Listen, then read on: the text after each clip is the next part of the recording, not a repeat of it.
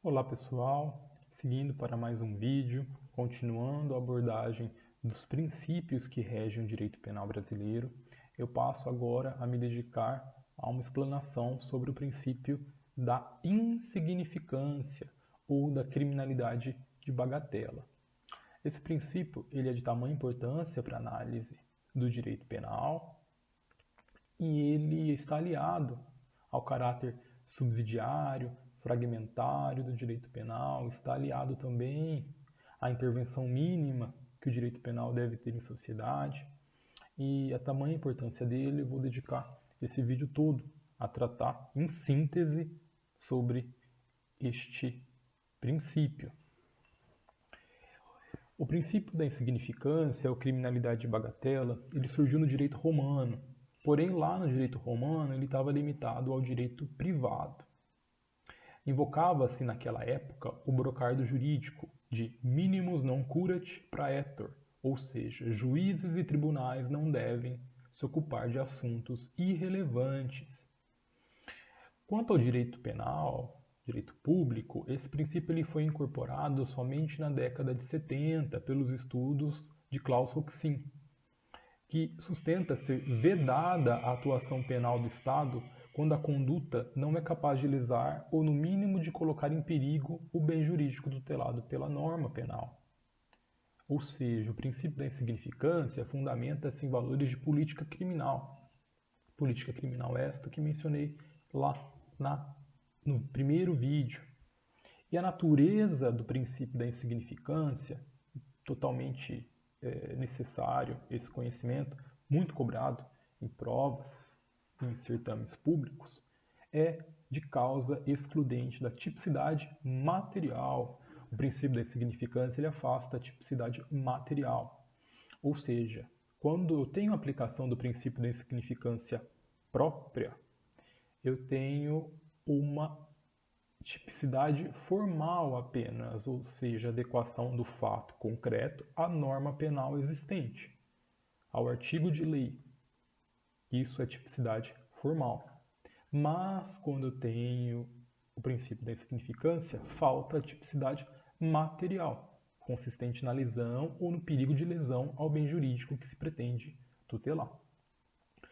Para a aplicação do princípio da insignificância, para afastar a tipicidade material de uma situação concreta, nós temos requisitos objetivos e subjetivos. Os requisitos objetivos, eles foram estabelecidos pela Suprema Corte Brasileira. São vetores que devem ser observados na análise do caso concreto, a fim de verificar se aquela situação é permitida a aplicação do princípio da insignificância ou não. Os requisitos objetivos estabelecidos pelo Supremo Tribunal Federal, lá no habeas corpus 84.412 de São Paulo, são 4. O primeiro é a mínima ofensividade da conduta do paciente.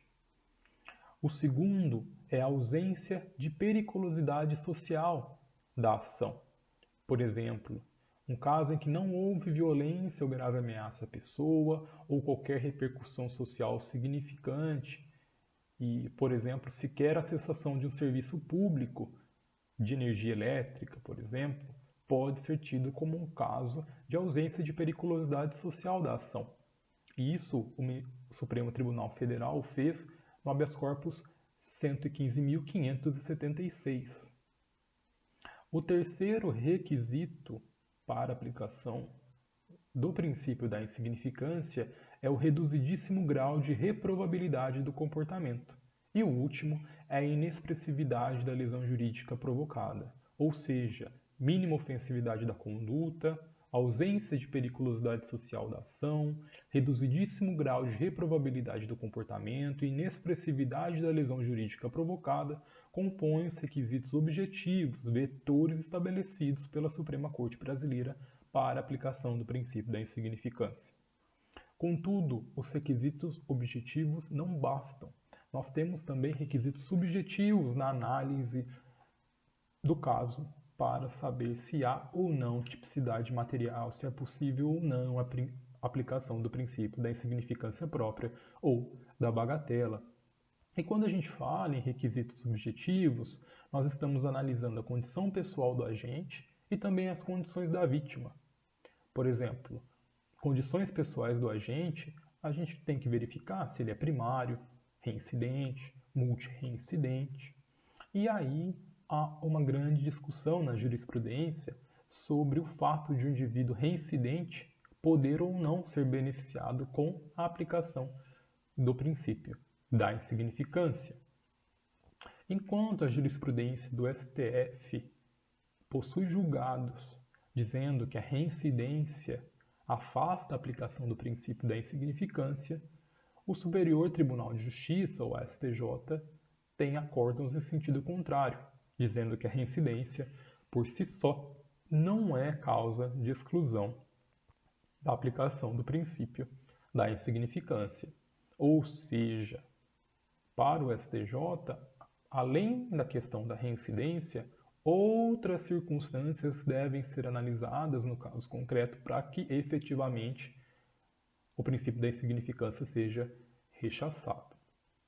Quanto às condições da vítima, a gente precisa também ter em mente a importância daquele objeto para ela e também a sua condição econômica e o valor sentimental do bem, pois afinal de contas, o princípio da insignificância e o seu requisito objetivo da inexpressividade da lesão jurídica causada difere de pessoas com condições abastadas e pessoas com condições financeiras módicas. E isso também deve ser levado em conta. Entendo ainda que deve ser levado em conta as características do local em que se encontra e os reflexos que a aplicação do princípio da insignificância terá naquele local, pois uma decisão judicial, ela produz efeitos para o caso concreto, mas ela reflete também na sociedade.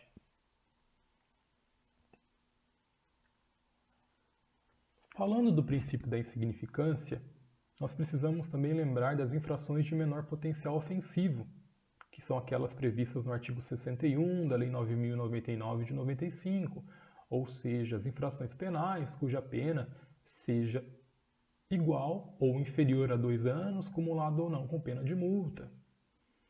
E aí surge o questionamento: se um crime ele é de menor potencial ofensivo, automaticamente aplicamos o princípio da insignificância? A resposta é não, porque não se pode confundir crime de menor potencial ofensivo e o princípio da insignificância. Tanto que as infrações de menor potencial ofensivo, elas possuem previsão expressa no artigo 91, inciso 1º da Constituição Federal, e regulamentação posterior por lei ordinária, o que revela a existência de uma gravidade suficiente para justificar a intervenção estatal, melhor dizendo. Então, no caso, não é porque a infração penal é de menor potencial ofensivo que automaticamente será aplicado o princípio da insignificância. Pelo contrário, há, com certeza, necessidade de observância dos requisitos objetivos e subjetivos já mencionados. Vale lembrar ainda que o princípio da insignificância ele não se aplica no caso de violência doméstica. Trata-se de súmula, de enunciado sumular estabelecido pelo Superior Tribunal de Justiça, o enunciado 589. Trata-se aí de mais uma garantia para a proteção do direito das mulheres, muito necessária nos dias atuais. Para finalizar, trago aqui a diferenciação entre o princípio da insignificância própria do princípio da insignificância imprópria. O princípio da insignificância imprópria, ele está focado na pena. E o princípio da insignificância imprópria não se trata de causa de afastamento da tipicidade material, como a insignificância própria. A insignificância imprópria é causa supralegal de extinção da punibilidade. Por quê? A insignificância imprópria está focada na pena. Ou seja, após o fato criminoso, revela-se incabível a pena no caso concreto, pois diversos fatores recomendam seu afastamento. Ao contrário do que se verifica no princípio da insignificância própria, na insignificância imprópria, o indivíduo ele é devidamente processado.